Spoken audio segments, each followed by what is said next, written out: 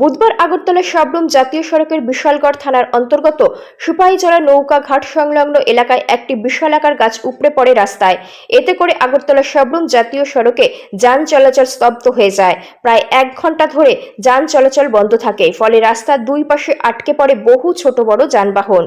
ঘটনার খবর পেয়ে ছুটে যায় বন দপ্তর, টিএসআর, বিদ্যুৎ দপ্তর, পুলিশ প্রশাসন সহ মহকুমা প্রশাসনের আধিকারিকরা।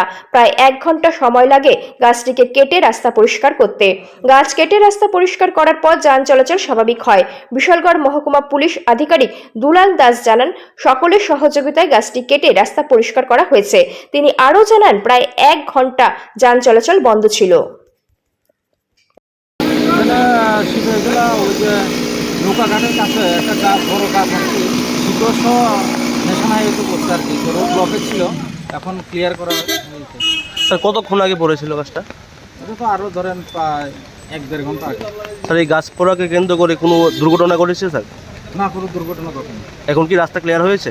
হ্যাঁ, ক্লিয়ার হয়েছে মোটামুটি, একটু ব্লকগুলি আছে, এখন সরিয়ে নিয়ে যাচ্ছে। স্যার কোন কোন দপ্তর এসছে এখানে পরিষ্কার করতে? Police, TSR, civil administration, forest department সবাই এসেছে। মোটামুটি কতক্ষণ রোড ব্লকেজ ছিল? মোটামুটি 1 ঘন্টা আগে।